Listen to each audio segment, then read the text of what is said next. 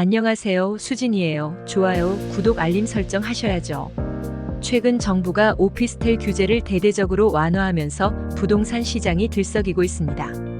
발코니 설치가 가능해지고 바닥 난방 제한도 사라지면서 이제 오피스텔도 아파트 못지않은 주거 환경을 제공할 수 있게 됐는데요. 이 소식을 듣고 저도 반가운 마음이 들었습니다. 하지만 조금 더 들여다보면 단순히 좋다로 끝낼 수는 없는 복잡한 이슈가 숨어 있습니다. 오피스텔이란 원래 업무용 공간과 주거용 공간을 혼합한 개념으로 아파트보다 간소한 주거 기능을 제공하던 상품이었죠. 그런데 이번에 규제가 풀리면서 이야기가 완전히 달라졌습니다. 이제 넓은 오피스텔에도 발코니를 설치할 수 있고 그 발코니를 확장해 아파트처럼 사용할 수 있게 되었습니다.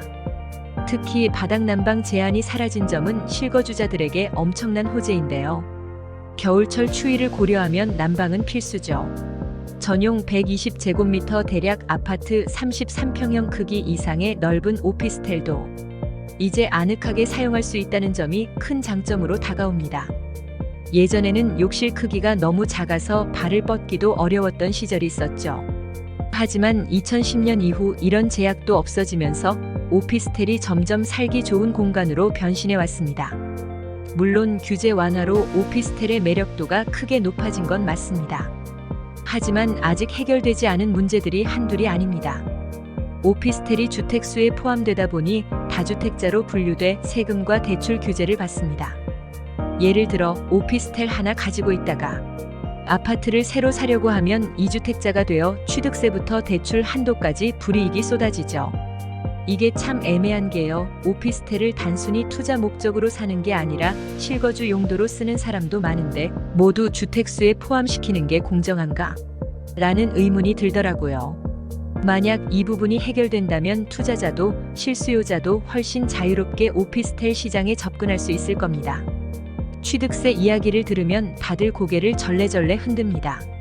아파트는 1.1%인데 오피스텔은 무려 4.6%. 3억 원짜리 매물을 살 때 약 1천만 원이 더 든다고 하면 부담이 확 느껴지죠. 거기에 대출 금리까지 높으니 월세 수익으로 대출이자 내고 나면 남는 게 거의 없다고 해요. 오피스텔 관리비도 만만치 않아요. 특히 면적이 넓은 오피스텔일수록 아파트보다 관리비가 훨씬 많이 나오는데 이게 은근히 실거주자들에게 큰 부담으로 작용합니다. 정부의 규제 완화가 단기적으로는 긍정적인 변화를 가져올 수 있겠지만 한편으로는 이거 혹시 집값 떠받치기 아니야? 라는 걱정도 듭니다. 부동산 시장은 민감한 영역이라 규제를 풀면 자연스럽게 투자 수요가 몰리고 그게 다시 집값 상승으로 이어질 수 있거든요. 특히 아파트 대체제로 떠오른 오피스텔이 더 저렴하고 실속 있는 선택지가 아니라 또 다른 투자 상품으로만 주목받게 된다면 서민들이 감당할 수 없는 가격대로 치솟을 가능성도 있습니다. 현명한 정책 설계가 필요한 시점. 오피스텔 시장이 제대로 자리 잡으려면 단순히 규제만 푸는 것으로는 부족합니다.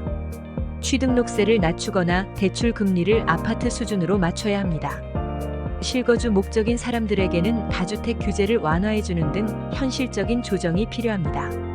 오피스텔이 지나치게 투자 상품으로만 변질되지 않도록 관리할 필요가 있습니다. 오피스텔 정말 새로운 기회일까? 오피스텔은 분명 아파트를 대체할 수 있는 잠재력이 큽니다.